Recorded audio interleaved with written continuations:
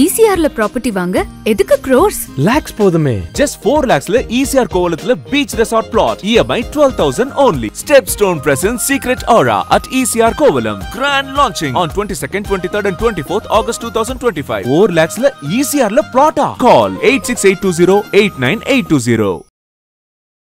அடிப்படையில் சிபி ராதாகிருஷ்ணன் ஒரு ஆர்எஸ்எஸ் காரர், அடிப்படையில் சிபி ராதாகிருஷ்ணன் ஒரு பாஜக காரர். அவர் தோற்கடிக்கப்பட வேண்டும், அது காலத்தின் கட்டாயம். பிஜேபி என்ற கட்சி இன்றைக்கு மனிதகுலத்துக்கு எதிரான ஒரு கட்சியாக உருவெடுத்து கொண்டிருக்கிறது. அதனால் அந்த சித்தாந்தத்தை ரெப்ரசன்ட் பண்ணுறவர்கள் யாராக இருந்தாலும், அவர்கள் எந்த மாநிலம், மொழி யாராக இருந்தாலும் அவர்கள் அரசியல் அரங்கில் இருந்து அப்புறப்படுத்தப்பட வேண்டும். அறவழியின் மூலமாகவும் வாக்கு வங்கி அரசியல் மூலமாகவும், அதில் எந்த சந்தேகமும் கிடையாது. திராவிட முன்னேற்ற கழகத்திற்கும் இடதுசாரிகள் காங்கிரஸ் விசிகாவுக்கு அந்த தெளிவு இருக்கிறது. அதனால் அவர்கள் கண்டிப்பாக தோற்கடிப்பார்கள். அதே தான் சுதர்சன ரெட்டிக்கும் அதே மாதிரி அவர் தெலுங்கர் என்ற காரணத்தால் ஆந்திராக்காரன் தெலுங்கானாக்காரெலாம் ஒரு ஓட்டு போடணும்னு எதிர்பார்ப்பது முட்டாள்தனமானது. சந்திரபாபு நாயுடு டேரெக்டாகவே சிபி ராதாகிருஷ்ணனுக்கு ஆதரவை கொடுத்தாச்சு. லோகேஷ் அவருக்கு ஆதரவு கொடுத்து, ஜெகன்மோகன் ரெட்டியும் ஆதரவை ஏற்கனவே கொடுத்துட்டாங்க. இங்கே எந்த விதமான ஒரு டஃப் ஃபைட்டும் இல்லாமல் முழுக்க முழுக்க தேசிய ஜனநாயக கூட்டணி ஒரு பலமாக நிச்சயமாக வெற்றி பெற்றுருவாங்க அப்படிங்கிற ஒரு சூழ்நிலை இருக்கும்பொழுது ஏன் இப்படி ஒரு முடிவு இந்தியா அலைன்ஸ் எடுக்கிறாங்க? இல்லை, அது இப்போ அவங்க தெளிவாக சொல்லியிருக்காங்க. சித்தாந்த போர் தோக்கிறமா ஜெயிக்கிறமான்றதெல்லாம் முக்கியம் இல்லை. குடியரசு துணைத் தலைவராக ஒரு ஆர்எஸ்எஸ் காரர் வருவது இந்திய ஜனநாயகத்துக்கு சாவு மணி அடிக்கக்கூடிய வாய்ப்புகளை கொண்டிருக்கிறது. நாளைக்கு அவர் குடியரசுத் தலைவராக கூட வரலாம். அதனால் அதை நாம் எதிர்க்க வேண்டும். இது ஒரு டீப்பர் பாலிட்டிக்ஸுங்க. இது தமிழ்நாடை குறி வைக்கிறாங்க. அவங்க தமிழ்நாட்டுக்கு மோடி எதுவுமே செய்யலை, தமிழர்களுக்கு எதிராக இருக்காருன்ற எண்ணத்தை மாத்திரம்னு நினைக்கிறாங்க. இந்தியாவிலே மோடியை திரும்ப திரும்ப திரும்ப திரும்ப திரும்ப திரும்ப தோற்கடிக்கிற ஒரு மாநிலம் தமிழ்நாடு. 3 தேர்தல்களை மோடி வெற்றி பெற்று பிரதமர் ஆனார். ஆனால் 3 தேர்தல்களும் தமிழ்நாட்டில் மண்ணை கவினார். அதனால் தமிழ்நாடு அவங்களுக்கு புரியாத புதிராக சேலஞ்சிங் ஸ்டேட்டாக இருக்குது. பிஜேபியை பற்றி பேசுவதற்கான எந்த விதமான தார்மீக உரிமையும் தகுதியும் அவர்களுக்கு ஒன்றும் கிடையவே கிடையாது. என்னை பொறுத்தவரை நான் உறுதியாக சொல்லுவேன். கம்யூனிஸ்டுகளுடைய பிஜேபி எதிர்ப்பை போல திமுகவோட பிஜேபி எதிர்ப்பு என்பது ஆழ்ந்த சித்தாந்த பின்புலம் கொண்டது கிடையாது. எழுதி வைத்துக் கொள்ளுங்கள், வரக்கூடிய அசம்பிளி எலெக்ஷனில் ஒருவேளை திமுக வெற்றி பெற்றால் அதற்கு அடுத்த 3 ஆண்டுகள் பிஜேபி டெல்லியில் பவரில் இருக்கும். இன்றைக்கி இருக்க பிஜேபி எதிர்ப்பை திமுக அப்படி கொள்ளாது.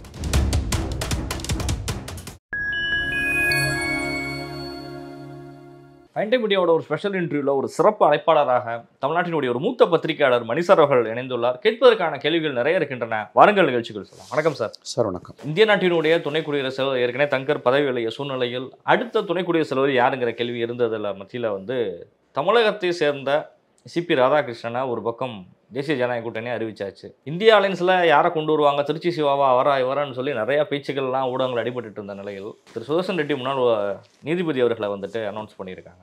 எப்படி இருக்கும் இந்த போட்டி? இங்கே தமிழருக்கு திமுக வைக்கப்பட்டது செக், அங்கே சந்திரபாபு நாயுடுக்கு வைக்கப்பட்ட ஒரு செக்காக பார்க்கப்படுது. அப்படி ரெண்டுமே செக் கிடையாது. அது ரொம்ப தவறான பார்வை. சிபி ராதாகிருஷ்ணனை வைக்கிறதால தமிழ்நாட்டுக்கு எந்த நெருக்கடியும் இல்லை. அது சும்மா ஒரு பிம்பம், அது ஒரு தோற்றம் ஏற்படுத்தப்படுகிறது. எந்த நெருக்கடியும் திமுகவுக்கும் இல்லை, மதசார்பற்ற சக்திகளுக்கும் இல்லை, தமிழ்நாட்டு மக்களுக்கும் இல்லை. அடிப்படையில் சிபி ராதாகிருஷ்ணன் ஒரு ஆர்எஸ்எஸ் காரர், அடிப்படையில் சிபி ராதாகிருஷ்ணன் ஒரு பாஜக காரர். அவர் தோற்கடிக்கப்பட வேண்டும், அது காலத்தின் கட்டாயம்.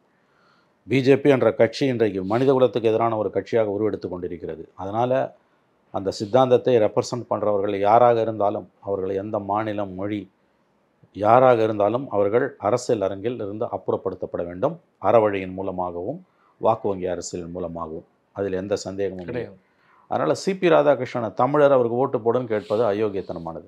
ஒரு பக்கம் இதே பிஜேபி தான் சொல்லுது, இந்தியர்கள் என்று பெருமை கொள்வோம், தமிழர்கள், கன்னடர்கள், மலையாளிகள் என்பது வெள்ளக்காரன் ஏற்படுத்திய பிரிவினைன்னு சொல்லுது. இதே சிபி ராதாகிருஷ்ணன் கடந்த மார்ச் மாதம் ஹெகடேவார் பிறந்தநாள் விழாவில் மராட்டி ஆளுநராக கலந்து கொள்ளும் பொழுது இந்தியாவிலே பிரிவினைவாதம் அதிகம் இருக்கக்கூடிய 2 மாநிலங்கள் பஞ்சாபும் தமிழ்நாடும், தமிழர்கள் என்ற பெருமைகள் எல்லாம் வெள்ளைக்காரர்கள் இந்தியாவுக்கு வந்த பிறகு ஏற்படுத்தப்பட்டவை. இதே வாய் தான் அதை பேசிச்சு. இன்றைக்கி அந்த சிபி ராதாகிருஷ்ணனை தமிழர் என்ற போர்வையில் நீங்கள் ஆதரிக்க வேண்டும் என்பது மாதிரியான ஒரு, அதாவது ரொம்ப ரொம்ப தவறான, ரொம்பவும் சிறுபிள்ளைத்தனமான உள்நோக்கம் கொண்ட கோரிக்கை வேறு எதுவும் இருக்க முடியாது. அவர் அடிப்படையில் ஒரு ஆர்எஸ்எஸ் காரர், அடிப்படையில் ஒரு பாஜக காரர். அவர் தோற்கடிக்கப்பட வேண்டும். அது முடியலைன்றது வேறு விஷயம். நம்முடைய கடமையை நாம் செய்ய வேண்டும். அதனால் திராவிட முன்னேற்ற கழகத்திற்கும் இடதுசாரிகள் காங்கிரஸ் விசிகாவுக்கு அந்த தெளிவு இருக்கிறது. அதனால் அவர்கள் கண்டிப்பாக தோற்கடிப்பார்கள். அதே தான் சுதர்சன ரெட்டிக்கும் அதே மாதிரி அவர் தெலுங்கர் என்ற காரணத்தால் ஆந்திராக்காரன் தெலுங்கானாக்காரெல்லாம் ஒரு ஓட்டு போடணும்னு எதிர்பார்ப்பது முட்டாள்தனமானது. அவருடைய சித்தாந்தம் பாஜகவுக்கு எதிரான சித்தாந்தம் என்பதில் உங்களுக்கு உடன்பாடு இருந்தால் நீங்கள் சுதர்சன் ரெட்டிக்கு ஓட்டு போடலாம், இல்லை என்றால் நீங்கள் உங்கள் விருப்பப்படி ராதாகிருஷ்ணனுக்கு ஓட்டு போடலாம். அதில் எந்த தவறும் கிடையாது. ஆனால் அவருடைய மாநில அடையாளத்தை வைத்து அவருக்கு வாக்களிக்க வேண்டும் என்று சிபி ராதாகிருஷ்ணன் விஷயத்தில் கோருவதும் சுதர்சன் ரெட்டி விஷயத்தில் கோருவதும் தவறானது. அதை நாம் ஏற்றுக்கொள்ள முடியாது. அது அரசியல் உள்நோக்கம் கொண்ட அயோக்கியத்தனமான ஒரு வாதம். சந்திரபாபு நாயுடு டேரெக்டாகவே வந்து சிபி ராதாகிருஷ்ணனுக்கு ஆதரவை கொடுத்தாச்சு. லோகேஷ் வந்து அவருக்கு ஆதரவு கொடுத்து, ஜெகன்மோகன் ரெட்டியும் ஆதரவை ஏற்கனவே வந்துட்டு கொடுத்துட்டாங்க. இங்கே எந்த விதமான ஒரு டஃப் ஃபைட்டும் இல்லாமல் முழுக்க தேசிய ஜனநாயக கூட்டணி ஒரு பலமாக நிச்சயமாக வந்து வெற்றி பெற்றுருவாங்க அப்படிங்கிற ஒரு சூழ்நிலை இருக்கும் பொழுது ஏன் இப்படி ஒரு முடிவு வந்து இந்தியா அலைன்ஸ் வந்து எடுக்கிறாங்க? இல்லை, அது இப்போ அவங்க தெளிவாக சொல்லியிருக்காங்க. சித்தாந்த போர், தோக்கிறமா ஜெயிக்கிறோமான்றதெல்லாம் முக்கியம் இல்லை. குடியரசு துணைத் தலைவராக ஒரு ஆர்எஸ்எஸ்காரர் வருவது இந்திய ஜனநாயகத்துக்கு சாவு மணி அடிக்கக்கூடிய வாய்ப்புகளை கொண்டிருக்கிறது. நாளைக்கு அவர் குடியரசுத் தலைவராக கூட வரலாம். அதனால் அதை நாம் எதிர்க்க வேண்டும். தோல்வி வருகிறதா வெற்றி வருகிறதா, வெற்றியும் தோல்வியும் காலம் சம்பந்தப்பட்டது, வரலாறு சம்பந்தப்பட்டது. நாம் போராடினோமா இல்லையா என்பது மட்டும்தான் முக்கியம். இது வழக்கமான அரசியல் போட்டியாக இருந்தால் கூட மாநில பிரதிநிதிகளுக்கு முக்கியத்துவம் கொடுப்பதை பற்றி நாம் சற்று யோசிக்கலாம். ஆனால் இது ஒரு சித்தாந்த போர். இந்தியாவின் பன்முகத்தன்மை காப்பாற்றப்பட வேண்டுமா, இந்தியாவின் பன்முகத்தன்மை அழிந்து அது ஒற்றை அடையாளத்துடன் இந்து தேசமாக உருமாற வேண்டுமா, சிறுபான்மையினரை காலின் கீழ் போட்டு மிதித்து, தலித்துகளை காலின் கீழ் போட்டு மிதித்து, எல்லா விதமான வளர்ச்சியையும் கேள்விக்குறியாக்கி, முற்போக்காளர்கள் எல்லாம் சிறையில் தள்ளி ஒரு நடத்தக்கூடிய ஆட்சி நமக்கு வேண்டுமா, அல்லது அனைவருக்கும் எல்லோருக்கும் எல்லாம் என்கின்ற ஒரு இன்க்ளூசிவ், அனைவரையும் உள்ளடக்கிய ஒரு அரசு வேண்டுமா என்பதுதான் நம்முடைய கேள்வி இன்றைக்கு. அப்படி பார்க்கும் பொழுது வெளிப்படையாக ஆர்எஸ்எஸ் சித்தாந்தம் கொண்ட, தன்னை ஒரு ஆர்எஸ்எஸ் பிரச்சாரக் என்று வெளிப்படையாக கூறிக்கொள்ளக்கூடிய, இந்தியாவின் பன்முகத்தன்மையை கேள்வி கேட்கக்கூடிய சிபி ராதாகிருஷ்ணன் இதே 6 மாதங்களுக்கு முன்பு டாக்டர் ஹெக்டேவார் பிறந்தநாள் விழாவில் தமிழர்கள் பஞ்சாபியர்கள் என்ற அடையாளம் வந்து வெள்ளைக்காரர்களால் ஏற்படுத்தப்பட்டது, இந்த 2 மாநிலங்கள் தான் பிரிவினை அதிகம் என்று சொன்னவர். அவருக்கு எப்படி ஓட்டு போட முடியும்? அதனால் வந்து தமிழ்நாட்டில் இருக்கவங்க தமிழர் என்ற காரணத்துக்காக சிபி ராதாகிருஷ்ணனுக்கு ஓட்டு போட முடியாது, ஓட்டு போடக்கூடாது. ஏன்னா அது இப்போ அவருடைய அரசியல் தான் நமக்கு முக்கியமே ஒழிய அவருடைய மொழி அடையாளம் நமக்கு முக்கியமல்ல. அதே மாதிரி சுதர்சன் ரெட்டி விஷயத்தில் சந்திரபாபு நாயுடுவும் இவரும் ஜெகனும் வந்து என்டிஏ அலையன்ஸ் கேண்டிடேட்டுக்கும் ஓட்டு போடுறதுன்னு முடிவு பண்ணிட்டாங்க. அது அவங்க உரிமை. அங்கே போய் நீ வந்து தெலுங்குன்ற காரணத்துக்கு ரெட்டுக்கு ஓட்டு போடுன்னு கேட்பது அயோக்கியத்தனமானது. இது எப்படி அயோக்கியத்தனமானதோ அதே மாதிரி அயோக்கியத்தனமானது அதுவும். உன் கொள்கை எதுவோ அதுபடி நீ ஓட்டு போட்டுப்போம். இங்கே ஆன்டி பிஜேபி, அதனால் ராதாகிருஷ்ணன் எதிர்க்கிறோம். அங்கே ப்ரோ பிஜேபி, ப்ரோ என்டிஏ, அவங்க சுதர்சன் ரெட்டியை எதிர்க்கிறாங்க. ரெண்டுமே வந்து இதோட ஜனநாயகத்தோட அழகு என்பது இதுதான். ஜெகனோட முடிவு தான் வந்து ஒரு பரவலாக பார்க்கப்படுது. ஜெகன் வந்து அப்படி ஒரு முடிவு எடுத்திருக்காரு அப்படிங்கிறது தான். சந்திரபாபு எடுத்தது வந்து கூட்டணி கட்சி. அவர் ஜெகனுக்கு நிறைய நெருக்கடி இருக்குங்க. 482 நாள் ஜெகனை சொத்து குவிப்பு வழக்கில் சிபிஐ விசாரணைன்ற பேரில் சோனியா காந்தி உள்ள தூக்கி போட்டாங்க. எந்த ஜெகனை 2004ஆம் ஆண்டு காங்கிரஸ் கட்சி 144 சீட்டு ஜெயிச்சு வாஜ்பாயை வீட்டுக்கு அனுப்பிட்டு ஆட்சி அமைச்ச பொழுது 144 சீட்ஸ் தான். அதை வச்சு ஆட்சி அமைக்கும் போது 144 சீட்டில் 32 சீட் தெலுங்கு ஆந்திர பிரதேஷ் யுனைடெட் ஆந்திர பிரதேஷ்லேருந்து வந்தது. 112 சீட்டு தான் ஏக இந்தியாவும் சேர்த்து வந்தது. 32 சீட் ஆந்திராவிலேருந்து வந்தது. அந்த வெற்றிக்கு காரியகர்த்தாக இருந்தவர் ராஜசேகர் ரெட்டி. 2009 காங்கிரஸ் ஜெயிக்கும் போது மறுபடியும் 208 சீட்டு ஜெயிக்கும் போது கணிசமாக ஆந்திராவிலேருந்து எம்பிஸ் வராங்க. அதுக்கு காரணம் ராஜசேகர் ரெட்டி. அவர் விமான விபத்தில் இறந்து போகிறார் துரதிருஷ்டவசமாக. அவர் மகனை அவர் சிஎம் ஆக ஆசைப்படுறாருன்னு ஏன் அவர் மகன் சிஎம் ஆகக்கூடாது? உங்கள் மகன் எம்பி ஆகும்போது, உங்கள் மகளை எம்பி ஆகும்போது, உங்கள் குடும்பமே அதிகாரத்தை கையில் வச்சுருக்கும்போது அவர் சிஎம் ஆகக்கூடாதா? அவர் சிஎம் ஆகிறதுக்கு தடுக்க முயற்சி பண்ணி அது முடியல, அடங்க மறைக்கிறாருன்னு அவரை சொத்து குவிப்பு வழக்கில் போடுறாங்க. பல நாட்கள் சிறையில் இருக்க வேண்டிய, பல 482 நாள் ஜெயிலில் வச்சாங்க. இன்னைக்கு வந்து இப்போ மோடி வந்து பழிவாங்க அரசியல் ஈடுபடுறாருன்னு சொல்கிறாங்களே, இவங்க என்ன பண்ணாங்க? எத்தனையோ மாநிலத்தோட ஆட்சியை கலைச்சாங்க. என்னென்னமோ ஜனநாயக படுகொலையெல்லாம் காங்கிரஸ் பண்ணுச்சு இல்லை? உங்கள் புள்ள எம்பி ஆவா, அவங்க மக எம்பி ஆவா, அவங்க வந்து ராஜசேகர் ரெட்டி. யாராலும் நீங்கள் ஆட்சியை பிடிச்சிங்களோ அதுக்கு அவரோட மகனை வந்து சிஎம்மாக ஆசைப்படுறாரு, நீங்கள் சொல்கிறத கேட்க மாட்டேன்றாருன்னு 482 நாள் உள்ளே பிடிச்சி போட்டிங்க. உள்ளே போட்டாங்க. உங்களுக்கு என்ன வந்து தார்மீக விழுமைகளை பற்றி பேசுகிறதுக்கான தகுதி இருக்குது? சோனியா காந்தியை கேட்கிறேன். இன்றைக்கி ஜெகன்மோகன் ரெட்டி ஆட்சி பண்ணும்போது ரொம்ப ஊழல் பண்ணார், மாட்டி முத்தெடுத்தார், ஊழலில் மூழ்கி நல்லா மாட்டிகிட்டு இருக்காரு. காங்கிரஸ் பழி வாங்குச்சு உங்களை. மோடி கிட்ட மாட்டினா நீங்கள் உங்கள் கதி என்னன்றது எல்லாருக்குமே தெரியும். அதற்காகவே ஒரு ஆதரவை கொடுத்துருவோம். அது வேற வழி இல்லை. அவர் குடியரசுத் துணைத் தலைவர் தேர்தலில் அவர் ஆதரவு தெரிவிக்கலன்னா ஜெகன்மோகன் ரெட்டி ஜெயிலுக்கு போவார். இந்திய அலைன்ஸ்லேருந்து வெளியே போயாச்சு அரவிந்த் கெஜ்ரிவால். இன்னைக்கு பதவியில் எதுவுமே கிடையாது. ஆனால் இன்னைக்கு அவரும் தன்னுடைய ஆதரவை சுதர்சன் ரெட்டி கொடுக்குறேன்னு சொல்லியிருக்கிறாரு. இது ஒரு முக்கியமான நிகழ்வு. ஏன்னா நான் இந்தியா கூட்டணி விட்டு வெளியில் போனேன்னு சொல்லவர் இன்னைக்கு ஆதரவு தெரிவிக்க வந்திருக்கிறாருன்னா இது பாராட்டத்தக்கது, வரவேற்கத்தக்கது. பிஜேபி எதிர்ப்பு அவருடைய இரத்த நாளங்களில் ஓடிக்கொண்டிருக்கிறது என்பதற்கு இதுவும் ஒரு அடையாளம். அவருடைய முடிவு பாராட்டத்தக்கது. எனக்கு தெரிஞ்ச ஆம் ஆத்மியோட முடிவு என்பது வரவேற்கத்தக்கது. நிச்சயமாக ஒரு தமிழரை குறிப்பிட்டு இந்திய நாட்டினுடைய துணை குடியரசுத் தலைவர் பதவிக்கு பாஜக முன்மொழிகிற ஒரு சூழ்நிலைக்கு வராங்க. எப்பயும் வட மாநிலங்கள்லேருந்து வர்றதுதான் வழக்கமாக இருந்தது. எதர்ச்சியாக வெங்கையா நாயுடுவுக்கு கொடுக்கப்பட்டது. கட்சியினுடைய மூத்த தலைவர் மினிஸ்ட்ரியில் இருக்கக்கூடாதுங்கிறதுனால அந்த பதவியை கொடுத்து அரசியல் ஓரங்கட்ட முயற்சி எடுத்தாங்க. சிபி ராதாகிருஷ்ணனை குறிப்பாக தமிழகத்தில் அவங்க எடுத்துக்கிட்டதுக்கான காரணம் இது ஒரு டீப்பர் பாலிடிக்ஸுங்க. இது தமிழ்நாடை குறி வைக்கிறாங்க. அவங்க தமிழ்நாட்டுக்கு மோடி எதுவுமே செய்யலை, தமிழர்களுக்கு எதிராக இருக்காருன்ற எண்ணத்தை மாத்திரம்னு நினைக்கிறாங்க. இந்தியாவிலே மோடியை திரும்ப திரும்ப திரும்ப திரும்ப திரும்ப திரும்ப தோற்கடிக்கிற ஒரு மாநிலம் தமிழ்நாடு. 3 தேர்தல்களை மோடி வெற்றி பெற்று பிரதமர் ஆனால் 3 தேர்தல்களும் தமிழ்நாட்டில் மண்ணை கவினார். அதனால் தமிழ்நாடு அவங்களுக்கு புரியாத புதிராக சேலஞ்சிங் ஸ்டேட்டாக இருக்குது. அதை மாற்றுறதுக்கு பலவிதமான தந்திரோபாயங்களை அவர்கள் கடைப்பிடிக்கிறார்கள். அதில் ஒன்று தான் இந்த மாதிரி உயர் பதவிகளை கொடுப்பது. இப்போ எழுதி வச்சுக்கோங்க, என்ன 2 வருஷம் பொறுத்து இதே சிபி ராதாகிருஷ்ணனை குடியரசுத் தலைவர் தேர்தலில் அவர் அமர வைக்கவும் மோடி அமர வைக்கவும் கூட வாய்ப்பு உண்டு இருக்கிறது. ஏன்னா தமிழ்நாட்டுக்கு நான் எதிரி அல்ல என்பதை நிறுவ விரும்புகிறார். உண்மையிலே நீ எதிரி இல்லைன்னா தமிழ்நாட்டுக்கான நிதி உதவி அதிகரிக்கணும், தமிழ் மொழிக்கான உதவி அதிகரிக்கணும். தமிழ்நாட்டுக்கு வரும்போது நீ குறைஞ்சபட்சம் நீங்கள் ஆங்கிலத்தில் பேசணும், இந்தியில் பேசக்கூடாது. இங்கே எல்லாருக்கும் ஆங்கிலம் புரியும். நீங்கள் இந்தியில் பேசும்போதே அந்நியப்பட்டு போகிறீங்க. குடியரசுத் தலைவர் பதவியை ஒரு தமிழருக்கு மோடி கொடுத்தாலும் இங்கே இருக்கக்கூடிய மக்கள் பிஜேபியை ஏற்றுக்கொள்ள மாட்டார்கள். ஏனெனில் நீங்கள் மக்களை பிளவுபடுத்தக்கூடிய மதவாத அரசியலை செய்கிறீர்கள். இதில் இந்த நியமனத்தை பொறுத்த வரைக்கும் ஒரு காலையில் 2-3 மாங்கான்னு நினச்சிட்டு அவங்க அடிக்கிறாங்க. ஒன்று மெயின் ரீசன் தமிழ்நாட்டுக்கு பிஜேபி எதிரி அல்ல என்பதும் சிபி ராதாகிருஷ்ணனை நிறுத்ததால் திமுக ஏதாவது நெருக்கடியை உண்டாக்க முடியுமா? அதெல்லாம் ஒரு நெருக்கடியும் ஒரு டேஷ் நெருக்கடியும் கிடையாது. திமுகவும் அதனுடைய தோழமை கட்சிகளும் தெளிவாக தான் அவங்க இருக்காங்க. 2வது அவர் சார்ந்த சமூகம் கவுண்டர் சமூகம் பிஜேபிக்கு ஓரளவு செல்வாக்குள்ள சமூகம். அந்த சமூகத்திலும் மேற்கு மண்டலத்திலும் பிஜேபியோட வளர்ச்சிக்கு உதவும் என்று அவர்கள் இதை செய்கிறார்கள். மெயின் திமுகவுக்கு டிஸ்டர்ப் பண்ணணும், தமிழ்நாடு பூரா ஒரு உணர்வை ஏற்படுத்தணும், ஒரு தமிழரை வைஸ் பிரசிடென்ட் ஆக்குறோம்.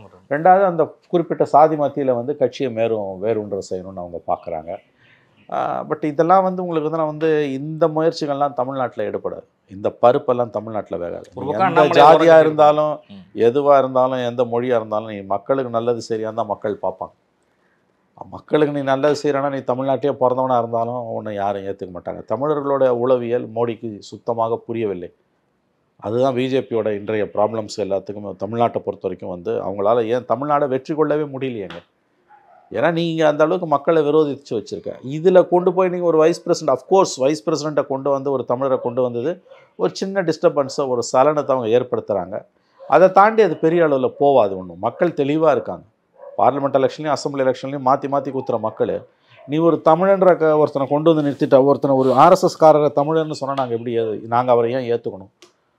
பிஜேபியை அரசியல் ரீதியாக எதிர்க்கக்கூடியவர்கள் ஒருத்தன் பிஜேபி ஆதரிக்கலாம், எதிர்க்கலாம், அது அவங்களோட உரிமை, இந்திய அரசியல் சாசனம் கொடுத்த உரிமை. நான் கேட்பது பிஜேபியை அரசியல் ரீதியாக மூர்தன்யமாக எதிர்க்கக்கூடிய ஒரு மாநிலம் சிபி ராதாகிருஷ்ணனை தமிழர் என்று எப்படி பார்க்க முடியும்? அவர் அடிப்படையில் ஒரு ஆர்எஸ்எஸ்காரர். அவருடைய நியமனத்தை நான் ஆதரிப்பதும் எதிர்ப்பதும் அவர் தமிழர் என்ற கண்ணோட்டத்தால் அல்ல அல்ல அல்ல. அப்படி சொல்கிறதே குறுகிய பிராந்தியவாதம். இதை பிஜேபி செய்வது அயோக்கியத்தனத்தின் உச்சகட்டம்.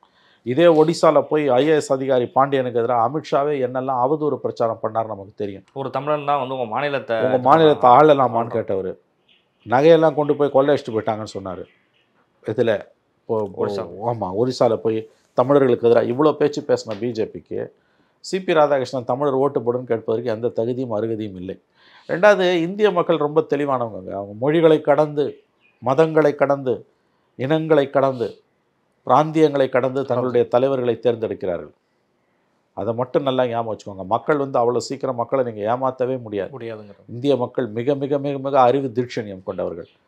ஒரு மாநிலத்தில் பிறந்தான்ற காரணத்தாலேயே அந்த மாநில மக்களே அவனை வந்து பிரதம மந்திரி கேண்டிடேட்டாக ஏற்றுப்பாங்கன்றது அபத்தமானது. அதுக்கெல்லாம் வாய்ப்பே கிடையாது. முதலமைச்சர் குடும்பத்தோடு நல்ல நெருக்கம் பாராட்டியவர் சிபி ராதாகிருஷ்ணன். இலகணேசனும் சிபி ராதாகிருஷ்ணனும் என்னைக்குமே வந்துட்டு கலைஞர் தான் சொல்லுவாங்க, கருணாநிதினு கூட சொல்லப்படுறதில்ல அப்படின்னு சொல்கிறதெல்லாம். இப்போ தான் போய் சிஎம்ஏ சந்திச்சுட்டு வந்தார், உடல்நலம் குறித்து விசாரிச்சுட்டு வர ஒரு பதவிக்கு வரார். கனிமொழி விமர்சித்த அளவுக்கு ஒரு ஆர்எஸ்எஸ் வாதியாக பார்க்கப்பட்டு பேசப்பட்ட ஒரு இடத்தில் சிஎம் ஒரு சாஃப்ட் கார்னர்லேயே அதை எல்லாத்தையுமே அணுகிறாரு. இல்லை, அது ஒரு ஸ்ட்ராட்டஜிங்க. அவங்க எப்பயுமே பதவியில் இருந்தாலும் இல்லாட்டியும் பிஜேபியோட ஒரு உறவை தனிப்பட்ட முறையில் திமுக பேணி பாதுகாத்து கொள்ளும்.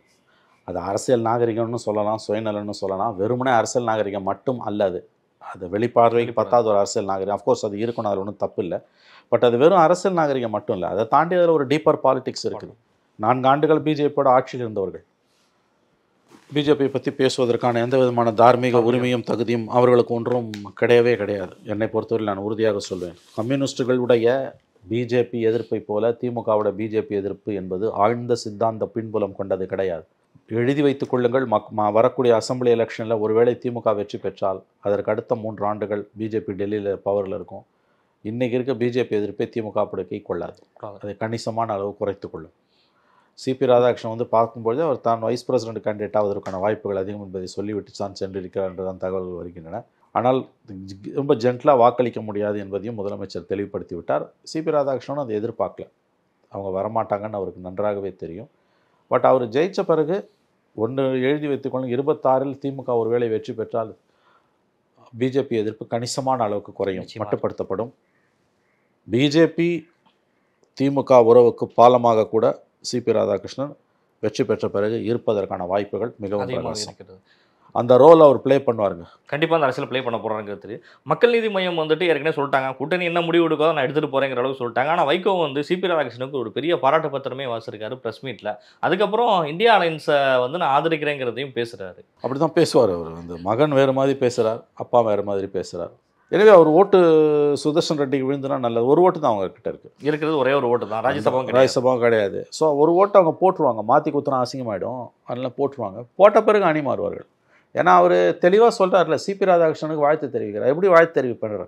பிஜேபியில் இருக்கக்கூடிய நண்பர்கள் தனிப்பட்ட முறையில் தனிப்பட்ட அவர்களுடைய சாதனைகளுக்கு வாழ்த்து சொல்லலாம். அவங்க கட்சியில் அவங்களுக்கு வர பொறுப்புக்கு நீ வாழ்த்து சொல்கிறேன்னா அவன் பிஜேபி எதிர்ப்பே போலியானது என்ற அர்த்தம். சிபி ராதாகிருஷ்ணன் குடியரசு துணைத் தலைவர் ஆக்கினா உங்களுக்கு என்ன வந்தது? வாக்காட்டி உங்களுக்கு என்ன வந்தது? நீங்கள் நியாயப்படி அதை எதிர்க்கணும்.